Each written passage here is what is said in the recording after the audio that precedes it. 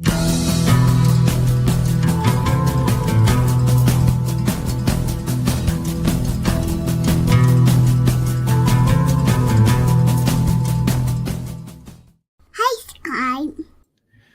morning, everyone, and welcome to another episode of D.E.I. Deatrhwatch, episode 6, where we take a look at a digest of stories of recent events in the long time in coming, but thankfully now seemingly on its way downfall of D.E.I., but not without resistance and complications. But for as entrenched as it has become over the last decade or so, that's not surprising, but we'll go over those stories in a moment. First and foremost, joining me on this beautiful Friday morning, Alexander, good morning. Funtime Bats, good morning. Plague Trucker Zach, hello. Mike Savage, Blarg. Who else is here? Sapien 187, hello. Kiro Soldier, hello. Keever Dam, hello. And thank you, Keever. Appreciate it so much. Very generous of you. Have a great stream. We'll listen on replay. It'll be here for you when you're ready. Thank you so much. Have a good day at work. Alice Morgan, good morning. Unfair Ophelia, hello. Corbin Dallas, hello. Nice to see you from Midnight's Edge. So let's get into it. We got several stories to get into today, and I'll get to some more hellos as people pop in here. Let's start off with Rhode Island and a pop-up from USA Today. Yeah, okay. Can Rhode Island employers still promote DEI in the workplace? Here's the legal guidance. Depends on how you define DEI. Attorneys general in Rhode Island and beyond tell businesses diversity and equity are not illegal. The words and the concept, no. It's the mechanisms with which to achieve them. But let's see what they have to say. Providence. Employers who want to keep diversity and equity in their workplaces while staying legally compliant with policies put forward by President Donald Trump's administration. Well, not policies put forward by President Donald Trump's administration, but laws set down in the Civil Rights Act of 1964. I don't know why they think that history started with Donald Trump when it comes to the questions and concerns about DEI. So many of these articles, we've noticed this, haven't we, over the course of the series so far.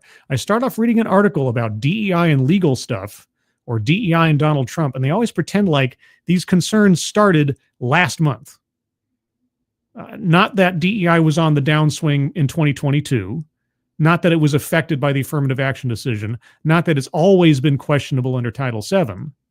Just all of a sudden, just because of Donald Trump. Staying legally compliant with policies put forward by President Donald Trump's administration are getting guidance from top legal officials, including Rhode Island Attorney General Peter Nerona. Nerona? Nerona. Attorneys general from 16 states are advising businesses, nonprofits, and others that efforts to create diverse, equitable, inclusive, and accessible workplaces are not illegal, and the federal government cannot prohibit these efforts in the private sector through an executive order, unquote. Tell me about aspirational diversity goals versus quotas. It follows a Trump administration executive order that, in Nerona's words, quote, purportedly targets illegal private sector DEIA preferences, mandates, policies, programs, and activities, unquote. Yeah, like setting quotas. Quote, much of the current conversation around diversity, equity, inclusion, and accessibility is dishonest, Nerona said. I like how they've added accessibility all of a sudden. This was not the most popular word to add to the litany. It was belonging. Now suddenly they're adding accessibility. I wonder if this isn't like a Johnny-come-lately idea of trying to make it seem more reasonable than it was before. Because as I've said, accessibility, at least as I've seen it demonstrated or heard about it demonstrated from my sister, who had to go through a DEIA process at her job, accessibility at the time meant just allowing people the ability to remote in work from other places, which has absolutely nothing to do with quotas, has absolutely nothing to do with non-determinative factors of your makeup for merit or otherwise. So feels like they're trying to put a shine on that turd by making accessibility the new extra word. Quote, this order conflates valid and legal programs and practices supporting diversity, equity, inclusion, and accessibility with unlawful preferences in hiring and promotion. Well, tell me about those preferences in hiring and promotion. Right? Tell me about those, and especially preferences. In your own words, use the word preferences. DEIA preferences, mandates. Well, what kind of preferences? What kind of mandates?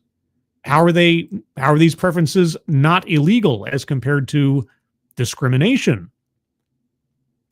Nerona, DEI fight a fabricated distraction. Nerona said the policies, quote, helped combat discrimination, not the other way around. Really? Okay, well, I've got several executives from different major companies I'd like to show you videos from.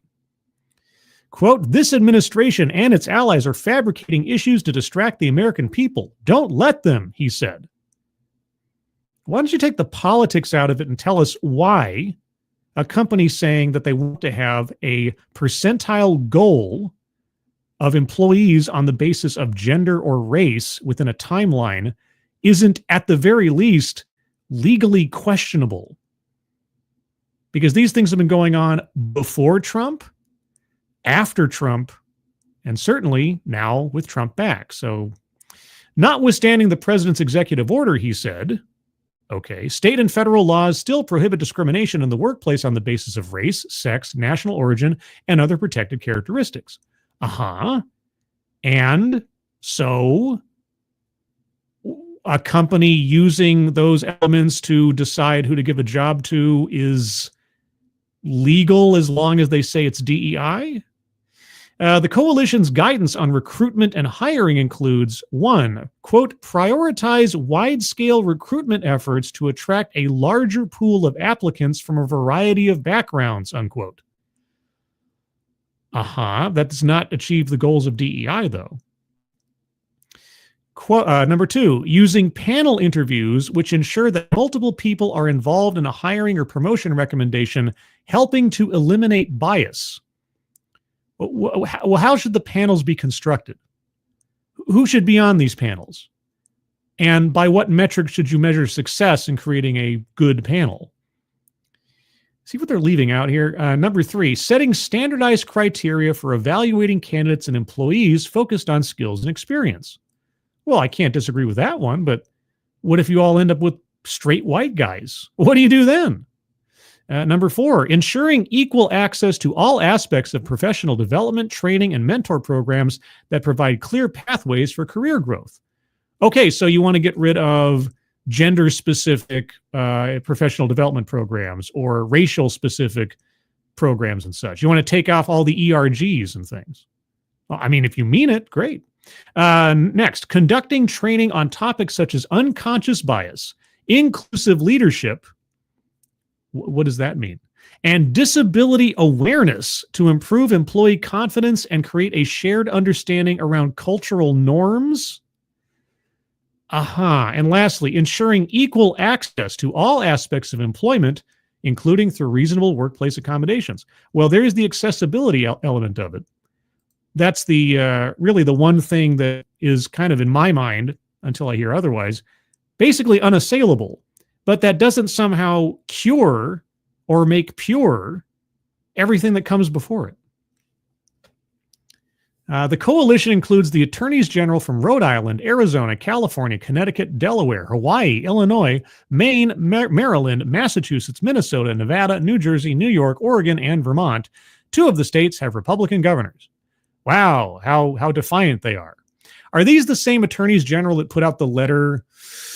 Oh, it was the summer of 2023, I believe it was. So it was after the affirmative action decision.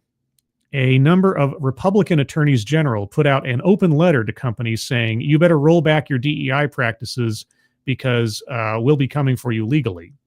And then a contingent of Democratic attorneys general, put out a opposing letter saying, businesses, don't worry about it. Your DEI programs are not illegal. You're not using quotas. You're using aspirational diversity goals. I did a whole stream on this, and the example was HP. You know, let's listen to an aspirational diversity goal, which is just a quota. But anyway, so basically, the Rhode Island Attorney General is basically saying, no, nothing to see here. Don't worry, guys. Keep going with DEI. You're safe. You're legally safe. There is no problem. There are no complications to be had. I guess we'll find out. Plague Trucker Zach, discrimination is illegal. Race quotas, therefore, are illegal. Yeah, they conveniently danced around the actual, again, how do you achieve diversity? By what metric do you score your diversity contingent in your company? Define, and again, as the question I really want to ask this Attorney General and so many others, describe for me a non-diverse job applicant.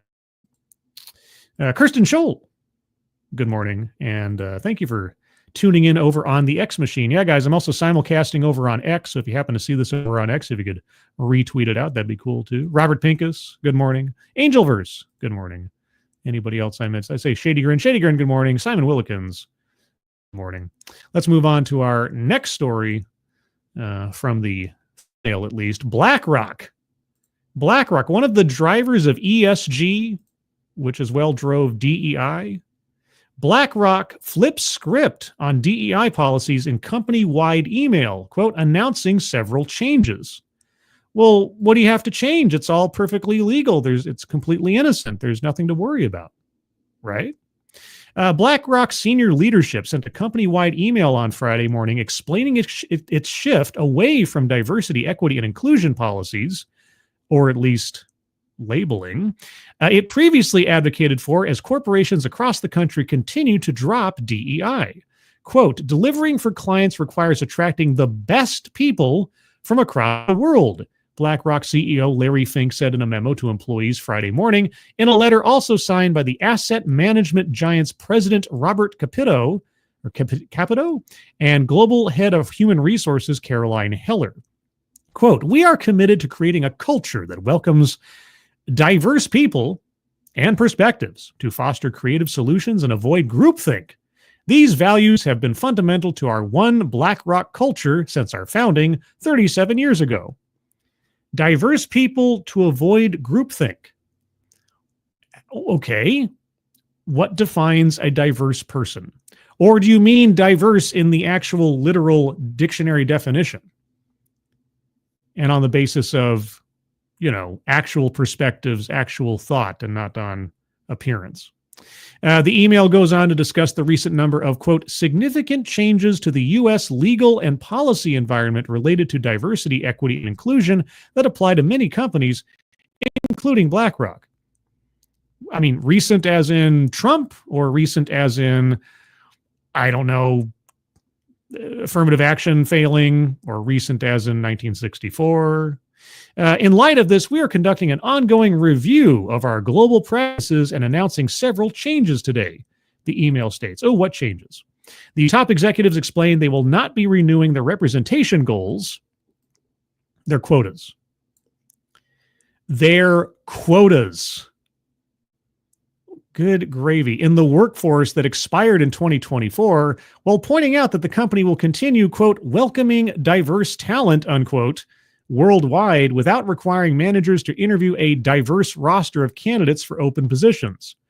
Well, riddle me this, Batman. How do you welcome diverse talent if you're not interviewing on a basis of a diverse roster? I'm confused. The company announced that it is still committed to its core principles that have brought success and that it will be combining its talent management and DEI teams to form a new team called the Global Talent and Culture Team. So just renaming, are you going to be firing all the people who were diehard DEI promoters? No, you're probably just going to be retitling them. That team will be co-led by Nick Avery and Michelle Gadsden-Williams. Well, what were Nick Avery and Michelle Gadsden-Williams' titles and positions prior to this conjoining? Was it diversity executives by any chance? Quote, our employee networks, you mean your ERGs, which are open to all employees. Well, what are their titles?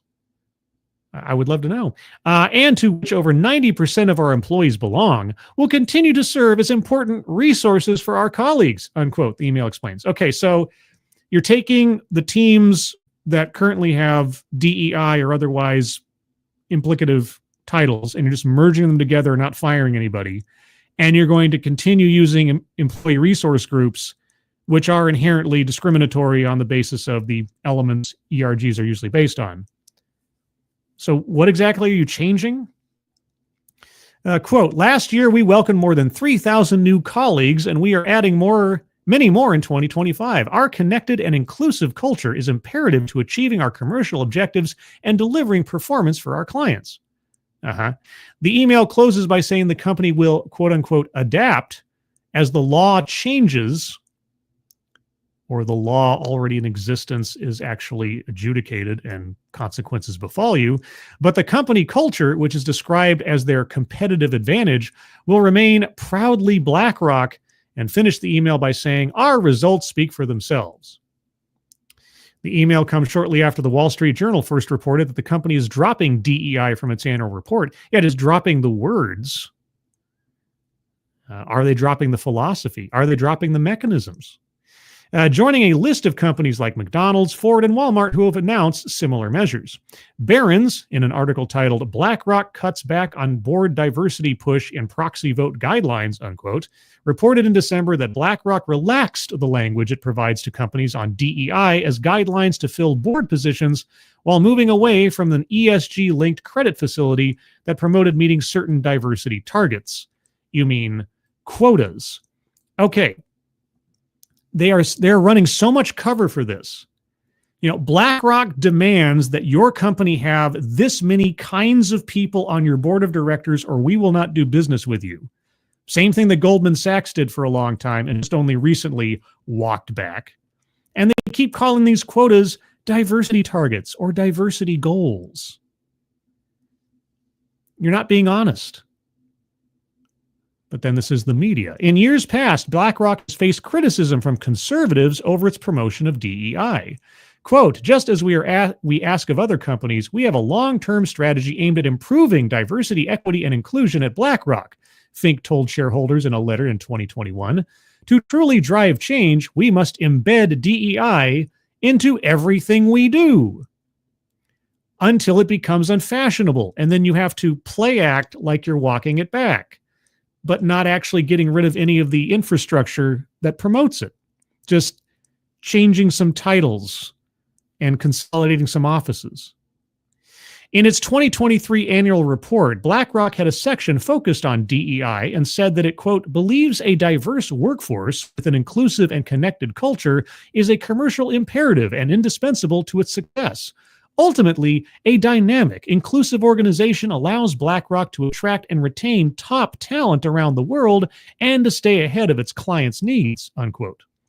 BlackRock's annual report from 2023 also referenced how the firm's, quote, three-pillar DEI strategy is aligned with the firm's business priorities and long-term objectives, unquote.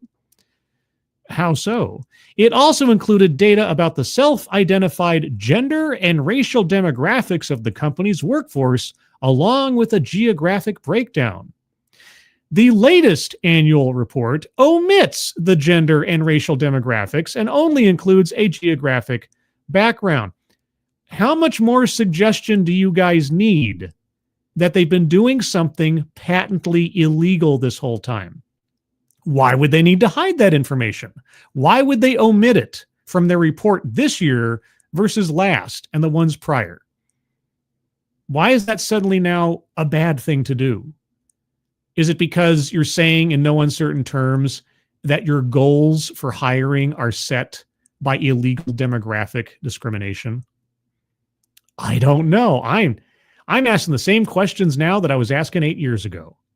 Isn't this illegal, or at the very least, legally questionable and worthy of investigation by the EEOC and the federal government at least, and state agencies?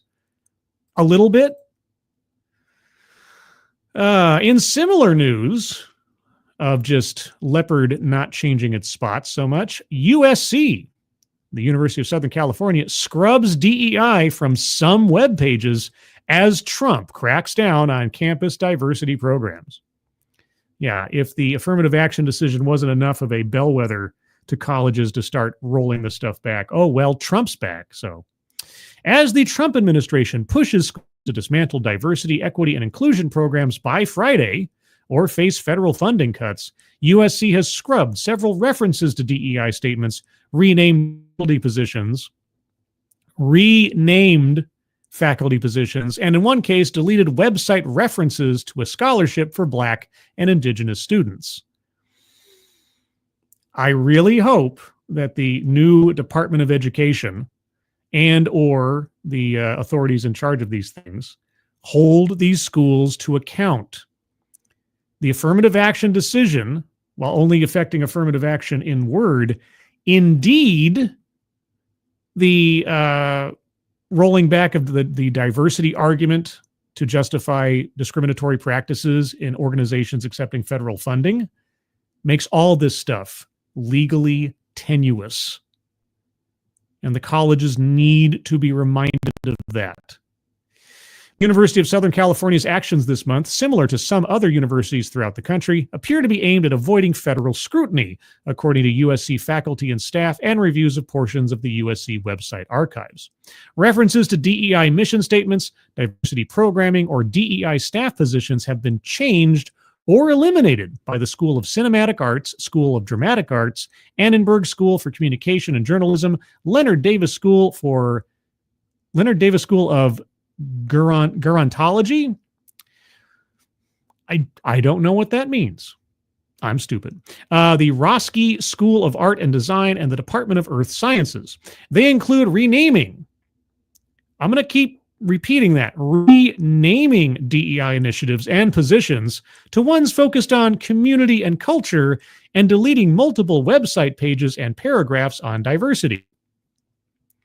Yeah, they're sweeping everything under the rug. But the question is anything functionally changing? The changes at USC come as universities nationwide navigate warnings from the U.S. Department of Education, which 2 weeks ago released a letter telling schools that using, quote, race in decisions pertaining to admissions, hiring, promotion, compensation, financial aid, scholarships, prizes, administrative support, discipline, housing, graduation ceremonies, and all other aspects of student, academic, and campus life, unquote, violates anti-discrimination law, as we've seen with the court's ruling on affirmative action. But you gotta keep auditing these schools. The letter, which laid out a new interpretation of how federal officials would enforce existing rules, you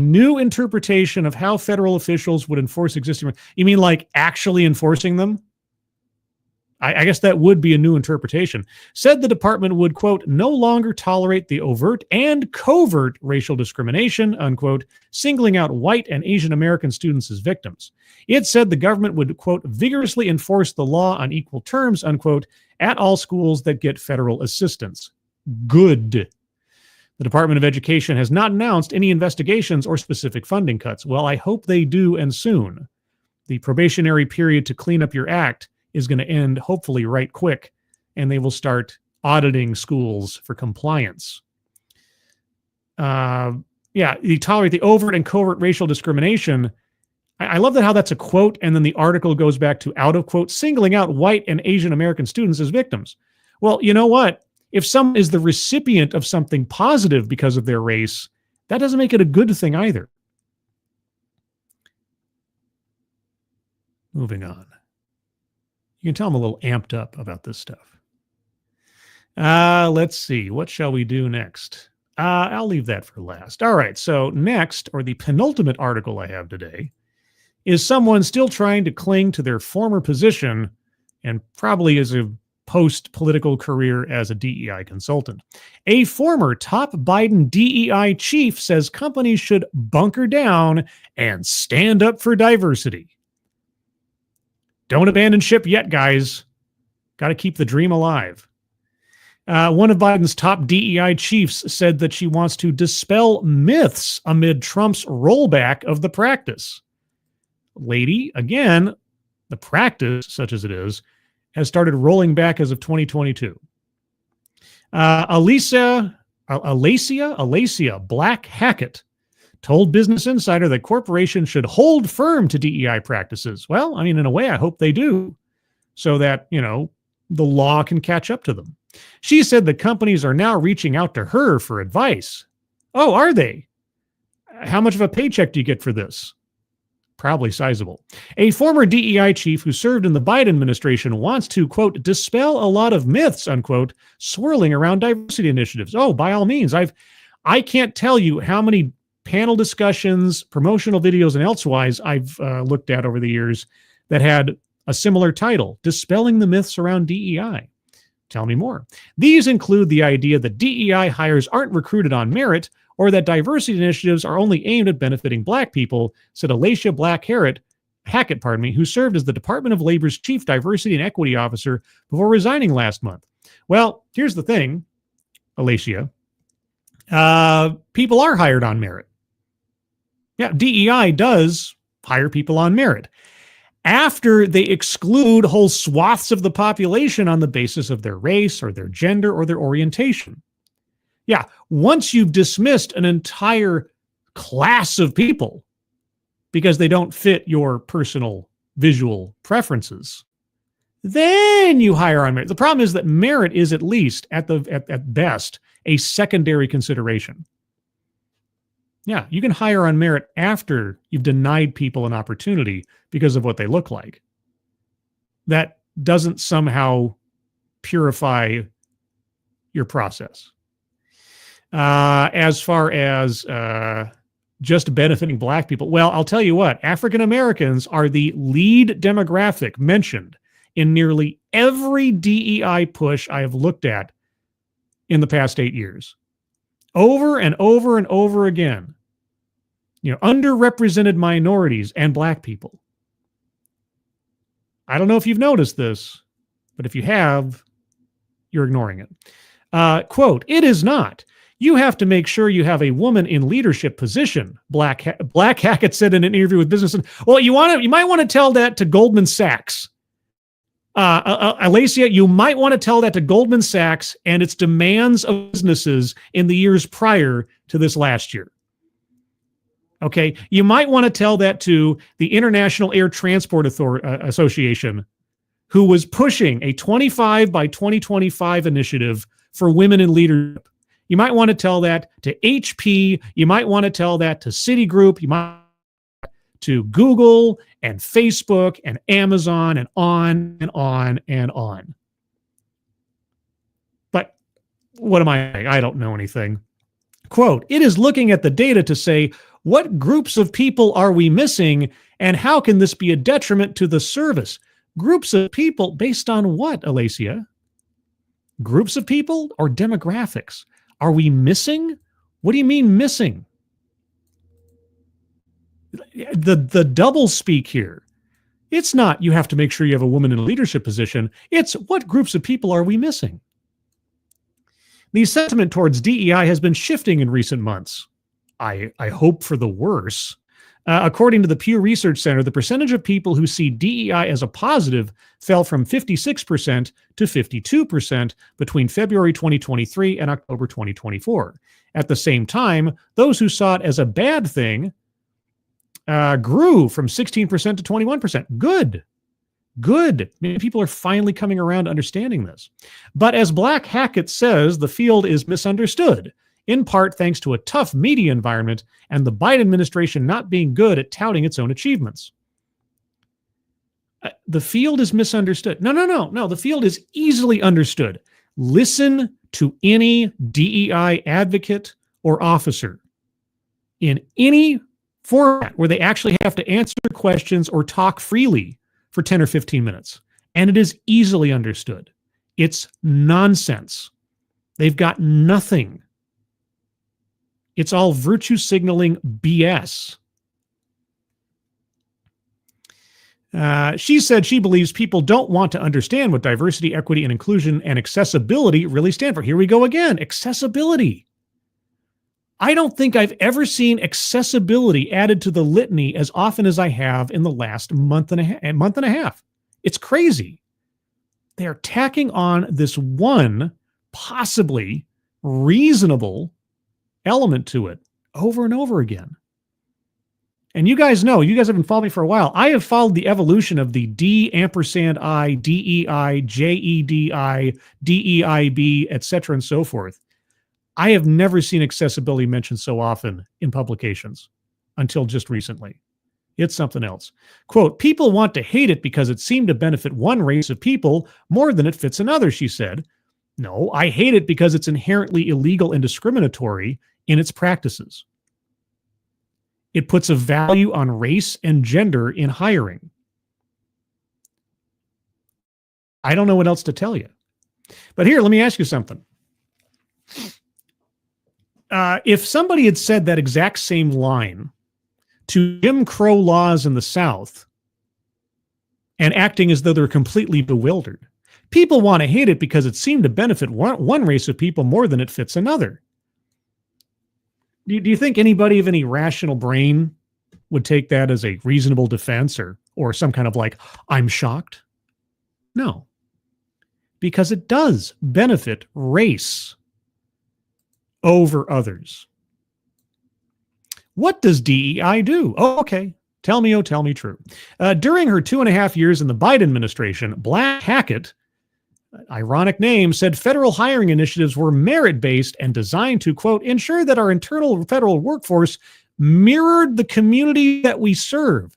Well, okay, how do you assess success in that endeavor? Would you have to use demographic quotas? I would think you do. Thank you, Faustonia, so much for the kabuki dancing dogcat fox. Oh, dogcat fox. Whoa, wee. Whoa, whoa. Oh, there's a tailed feature dogcat fox. Thank you so much, Faustonia. Appreciate it. Hope you're having a good day. Hope you enjoy the show. How do you mirror your workforce to the communities? By what metric do you measure success? If federal bodies lacked diversity of thought, quote, we're going to miss something, she said. Oh, so there's a quality of thought tied to someone's skin color or gender? You can just read the doublespeak here. You want a federal workforce that mirrors the communities that we serve. The suggestion that it's all about appearance, it's all about aesthetic. But then you suddenly jump to thought and associate thought with aesthetic. Black Hackett described much of her work as being aimed at making sure that federal funding filtered through to people who are either under-resourced or are in historically underrepresented groups. Okay, well, under-resourced, you could talk about maybe class. Underrepresented groups, you mean demographics. Oh, well, then you're discriminating on what? Much of her work focused on determining how federal funding could effectively reach marginalized communities. Basic factor. This included identifying rural communities that needed better internet access, a fixture in Biden's infrastructure law in 2021. And how did that go, by the way? How many houses got linked up to the internet and high-speed cable and everything under Biden's tenure? Wasn't it like 0? Wait, this included, well, what else did it include? What other efforts and initiatives? Why do you go to something that has demonstrably nothing immediately to do with race or gender or anything else?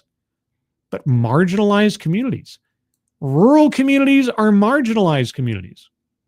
Are there any other communities you'd like to mention? Any other initiatives that went on? Quote, when you look at data about rural communities, you will see that it's not typically inundated with people of color, she said, adding that, quote, most Americans fit under at least one of the categories under DEIA. What categories? What are you talking about? What other initiatives were there? Internet access is not the end-all be-all of what you were up to, was it? Not typically inundated with people of color. Well, I would think when we're talking rural communities, we're talking more of a class or economic-based situation. You're bringing up race there. Why? Impact on corporate DEI. President Donald Trump signed an executive order last month ending DEI programs in the federal government. The Trump administration has said DEI, quote, divided Americans by race, wasted taxpayer dollars, and resulted in shameful discrimination, unquote.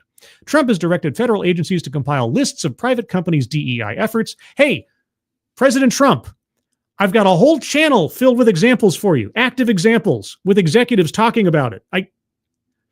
Give me a ring. Call me. I can give you like video evidence. We got Netflix, we got HP, we got Citibank or Citigroup, we got Guitar Center, PricewaterhouseCoopers, Google, Facebook. I can go on, and boy howdy, do I have a whole bunch of other stuff for you from colleges and universities. or anybody investigating on Trump's behalf, mine my channel. I've got plenty of stuff. DEI efforts in many, including Meta and Walmart, have decided to roll back or end their DEI programs. Others, like J.P. Morgan and Costco, have not altered course on their diversity policies. Black Hackett said that companies are reaching out to her for advice. How do I avoid a federal lawsuit? Quote, I have small business owners who are asking me, Alacia, what do I do? What direction is this going to impact me? Unquote, she said. She said that companies feeling cowed should, quote, bunker down, stand up for what's right, and look at your data, unquote, to see the benefits. Oh, well, by all means, give me the success story of the business whose DEI program by itself resulted in increased profits year over year. Productivity goes up, she says. Statistics show that. People are more productive if they feel like they're welcome in their environment, their thoughts, their opinions. Aha. What statistics? A 2022 report by the International Labor Organization said that DEI can add value to businesses through increased employee productivity, stronger collaboration with colleagues, and improved well-being. Wait, it can? Shouldn't it be that it does? The recent DEI rollback could make people become, quote, afraid to even show up as their authentic selves, Black Hackett said. I'd rather they just show up as competent employees. But maybe I'm just old-fashioned. Even so, she feels positive about the future of DEI initiatives. Quote, what I will say, and I will say it quite candidly, is DEIA is resilient, she said. The work doesn't stop. Yes, like a virus, DEIA is resilient. And we need some major medication to get rid of it. Actual enforcement, actual audits, actual investigations. Not just pillow talk. And I really hope that the federal agencies under Trump that are supposed to be on this stuff actually do that. But lastly, let me get to a couple of comments here real quick. A couple of hellos here. Hoko Sports. Good afternoon. Democrats telling themselves when they say they need DEI or else they won't hire minorities. Isn't that interesting? Yeah, without this program, we would never hire people who look a particular way. What? Juliet. Good evening. TC, hello. Anybody else I missed in the meantime? I hope not. Bishop, hello. And Kay Roberts, good afternoon. All right, here's our last story. I think I'm going to try, if I can, make a habit of putting a bridge article or some reference there too at the end of each one of these episodes, just because bridge is attempting to become the new DEI. Recent DEI shifts represent an evolution of the practice. Bridge. Yes, bridge is an evolution, guys. It's the next step. It's DEI 2.0. Companies should understand the opportunities DEI programs present before assessing risk mitigation needs amid increased scrutiny, counsels DEI Trade Group CEO Cheryl Daiha. Oh, Cheryl Daiha, founder of Bridge, whose entire business model requires DEI to be a thing. Yeah, all those companies that are running away from DEI, you really should just stop and not. President Donald Trump began his term looking to roll back government diversity, equity, and inclusion programs issued by his predecessor with a spate of January 20th executive orders. Trump followed with a January 21st order, for federal agencies to target private sector DEI programs. A wave of companies rolled back their DEI programs last summer. Again, a lot of companies started doing it in 2022. Look at the Academy Awards. Look at Netflix with their DEI executives either being reassigned or leaving altogether back in 2022, 2023. This began before Trump showed up. After conservative activists targeted companies in the wake of the Supreme Court's decision outlawing affirmative action in higher education. Yeah. Oh, you know what? I got so excited. This is okay. I confess a mistake. I confess, I'm so keyed up on article after article pretending like Trump showing up caused this to happen. Thankfully, and I will correct myself, this article was acknowledging the fact that this started last summer, although it was actually the summer of 2023, not last summer 2024. But either way, yes, a wave of companies rolled back their DEI programs last summer. I don't know why my brain skipped over the last summer part. After conservative activists targeted companies in the wake of the Supreme Court's decision outlawing affirmative action in higher education. Primarily, Robbie Starbuck, I think, was one of the leads on that. With Trump's election, a number of public companies like McDonald's, Meta, a few banks, and others preemptively adjusted their policies. Okay. At the same time, private companies like Accenture and Deloitte have begun reviewing and adjusting programs and disclosures following the executive order. Yeah, Accenture. I have that video, and it's still on YouTube if you want to find it. I have that video of that Accenture executive standing on a stage saying in no uncertain terms that they had hiring quotas based on race, gender, and orientation. It was the most unfiltered of any of the DEI executives I had heard to that point. And that was back in 2017, I think it was.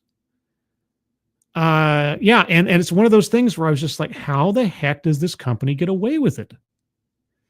Cheryl Daiha, founder and CEO of Bridge, the first global marketing industry trade group for DEI, said in an interview with ESG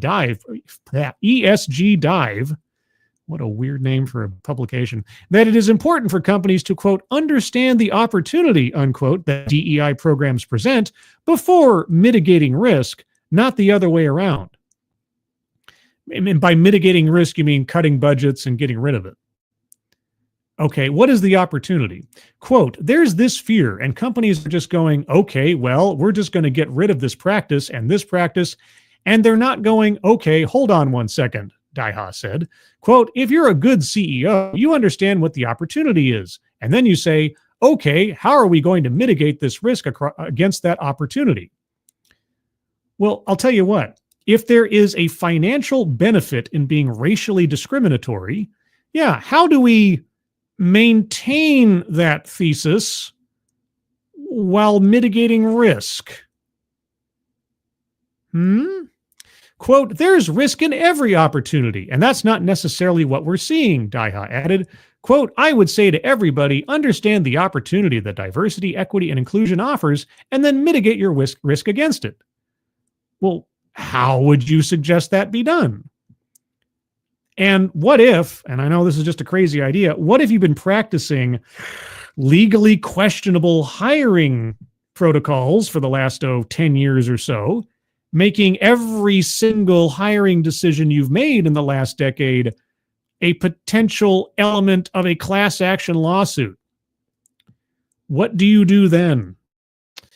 ESG Dive, tell me a little bit about your background and what led you to create Bridge.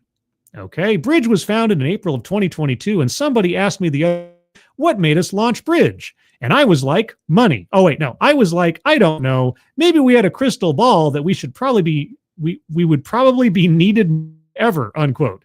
But I will tell you the real story behind why we started.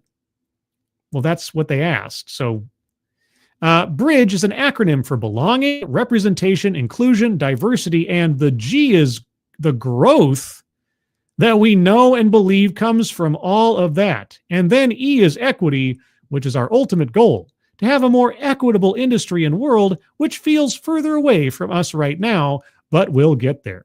I was born in South Africa, yada, yada, yada, I don't care. When do we get look, that's all the answer to that one question. Good gravy. When do we get to the next question?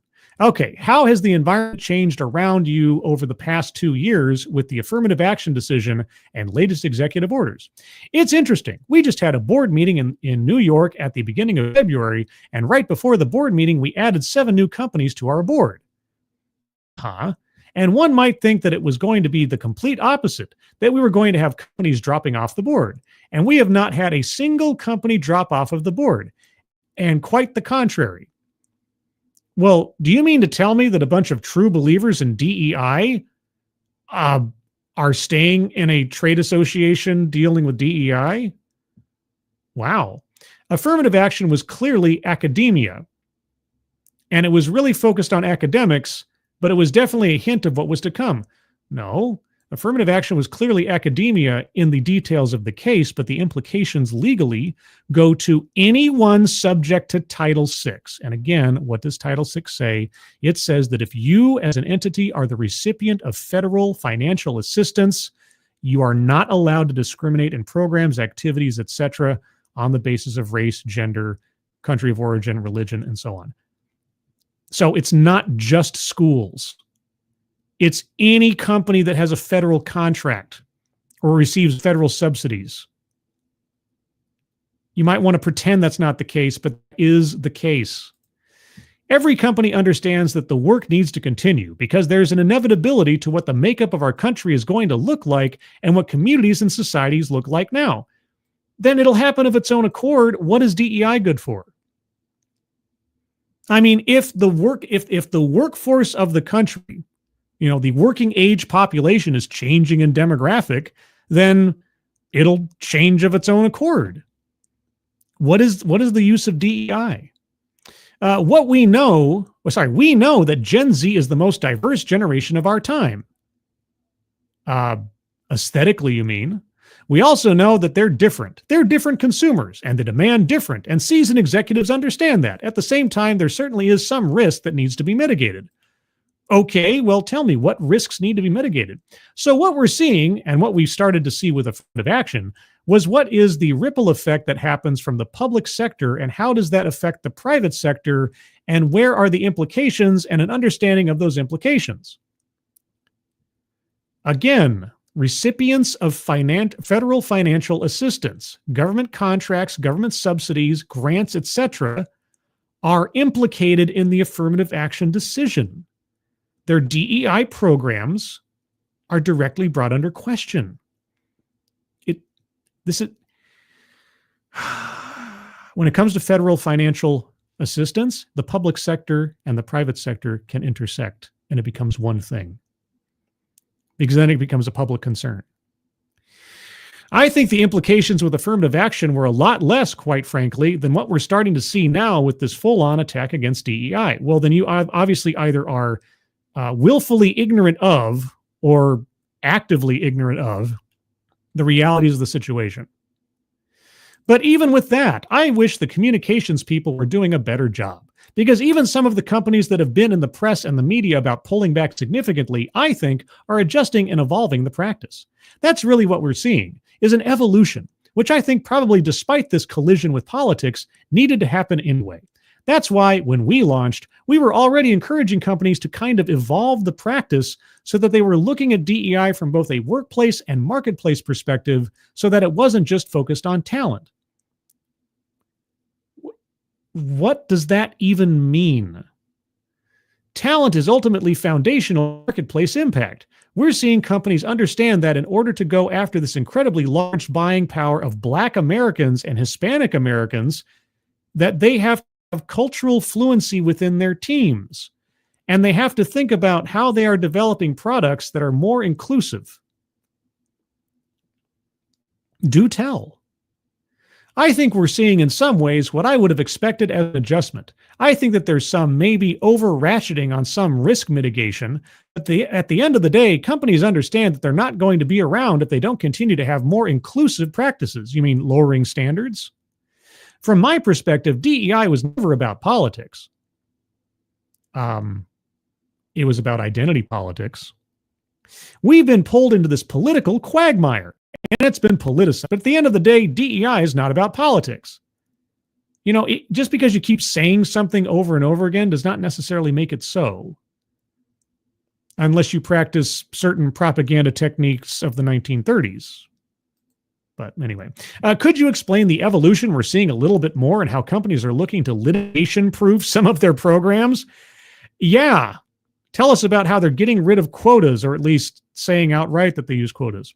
I think we're suffering from a few things. What happened after the murder of George Floyd was a number of things. Yeah, a lot of things happened after George Floyd. You ever ask yourself, what does the death of a man by police or within police custody have to do with hiring initiatives at major companies? I've asked myself that several times over the last 5 years. I still don't have an answer. But I watched as executive after executive, CEO after CEO, diversity advocate after diversity advocate told me that somehow George Floyd's death means DEI good. Number one, there were these targets and quotas that were created that were unrealistic to begin with. Targets and quotas, you say? I think you mean aspirational goals. I don't think you mean quotas. That would be illegal. You want to tell us about any companies that were using quotas by name, by any chance? But I think companies had good intentions. Well, you know what the road to hell is paved with. It was well-intentioned to stand with the Black community and say, we're going to do better.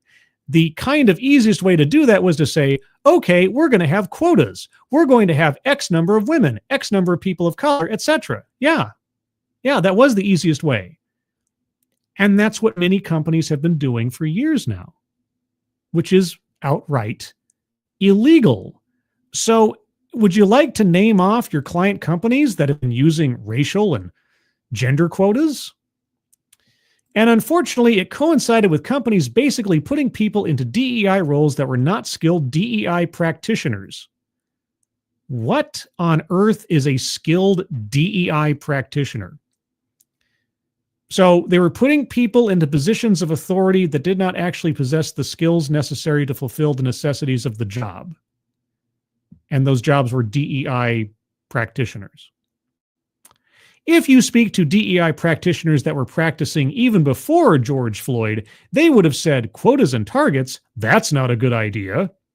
There is some legal risk there. I hate to tell you this, Cheryl, quotas and targets were part and parcel with DEI before George Floyd. I have years of video evidence. But what ended up happening was people were being put into DEI leadership positions, and they were not DEI leaders. DEI is a skilled practice. It is demonstrably not. And in fact, I remember I did a whole stream where I found, like, how do you become a DEI consultant? And I found like 3 or 4 videos of quote unquote experts telling us what you need to do to become a DEI consultant. And the very first lady I looked at, she talked about how she went to college and she got a master's degree in organizational psychology, which I thought, wow, if ever you needed a credential that would try to legitimize DEI, that's probably it. And she admitted to the camera that all of that expense, all of that time to get into being a DEI consultant was utterly unnecessary. It was really sad to watch. She was sitting in her bedroom talking about this, talking about her education and her career as a DEI consultant. And with much chagrin, she admitted that she really didn't need any of it to become a DEI consultant. Because there's no skill called DEI unless you're just very happy being a unethical, discriminatory jerkwad, most times. And I think skilled practitioners understood, would not have necessarily agreed with all of these quotas that, again, I think were well-intentioned, but probably went too far. Yes, they did go too far. And every company that used them should be prosecuted, as far as I'm concerned. I actually think that the CEO from Cisco, Chuck Robbins, for me, said it best. He said that what the current administration is trying to do is reduce DEI to a single issue, which is about race and gender. That's 2 issues, but okay. When DEI is a complex matrix of 150 practices. Hey, Cheryl, let me tell you something. If all of the practices of DEI start with illegal discrimination, you know what they call that? They call it fruit of the poison tree. At Bridge, we've identified 80 practices that constitute DEI, so I would love to know from Robbins what the other 70 are. I would too. I would too. DEI is a complex matrix of practices. You said that before. Okay. So I think companies went a little too far in some respects with the quotas and the targets. Yeah, they did. They get that's called breaking the law. And they probably were more high risk from a legal perspective. Oh, they should be. In order to do DEI well, or to build an inclusive brand or operationalize inclusion, you don't need quotas. You actually don't need targets. You just need to do it well. How do you measure success, Cheryl? How do you measure success with DEI? What are the dangers of companies or the administration flattening or oversimplifying DEI to focus on just issues of gender, race, orientation? Because those are the gateway issues in discrimination. That's the front end. Everything in DEI is front loaded with that D word, diversity, which is just tokenism, which is discrimination. Everything that follows after that is a recipient of the fruits of the poisoned tree. This goes on for a bit more. Yeah, I'm done. I'm done with that. I'm done with Cheryl at Bridge. But anyway, let me get a couple of comments here and then we'll wrap things up. Dix. To access and the, oh no. To access the accessible accessibilities accessed by the accessorial accessors of DEI is to accept the accessorized accessories of minimal access of brain function. I did my best. What is that noise I'm hearing? Is that my computer? Okay, I'm hearing like a little like buzzing noise in the background. It's bugging me. I don't think it's a bug. It might be like machinery outside or something I'm just hearing. Pardon me. K. Roberts, in the Army, chaplains were based on Army demographic needs. While recruiting worried about national demographics, that changed in 2012 when all personnel management became human resource commands. Yeah, they keep trying to change titles, but not actually change anything about what they're doing. Let's see. What else do we have? Hoko Sports. DEI departments are ways to hire more people who wouldn't be hired for the company to actually work in the business. That's what they say. It's like, or giving opportunities to people that otherwise would be ignored. Well, yeah, by actively ignoring a whole bunch of people on elements that have nothing to do with their merit. But that's a whole other thing. Did I get that? Did I get all the pronunciation of that one right? I really hope I did. Felt like a challenge. I like taking up challenges like that. Anyway, that's your digest of DEI Deathwatch for today. There'll probably be another episode on Monday. A couple programming notes. I appeared earlier today on Midnight's Edge in the morning talking about Kathleen Kennedy and all the hubbub over there. Take a look at that. Go check that out on replay. Also, last night on TED Excellence, we took a look at the super secret, hidden Tess Holiday TEDx, which you can't find if you try to search it on YouTube, but it exists, and we watched it. And we did our bingo cards. If you haven't watched that already, go take a look at that. And then Sunday at 8 a.m. Pacific, 11 a.m. Eastern will be the Sunday stream, where I'll go over a whole slew of different stories, not intentionally related to DEI, but you never know. It might get mentioned accidentally in a couple of stories I bring up. So there's that. But otherwise, everybody, I want to thank you all for joining me. Moderators, thank you for keeping an eye on things, even though everyone here is so well behaved, you have very, very little to do.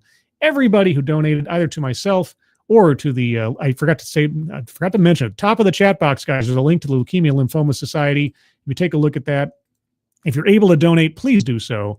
But even if you can't, if you can share that out on social media, that would be appreciated. By the way, I have a Discord server. If you'd like to join the Discord server, links in the chat right now. Just have to click on that link. You'll find yourself on the landing channel called Say Hello. And in addition to saying hello, you just have to say the secret word. The secret word will tell me that you actually watched the stream, are not a bot, and have thus earned the right, the privilege, the entitlement to join the Discord server. And today's secret word is accessibility. Just say hello, accessibility, and I'll know that you watched the show. Everyone, have a good rest of your Friday. Hope you have a good weekend ahead of you. Hope you're all safe and well. If you're not well, please get well soon, and I'll see you on the next one. Take care. Bye-bye.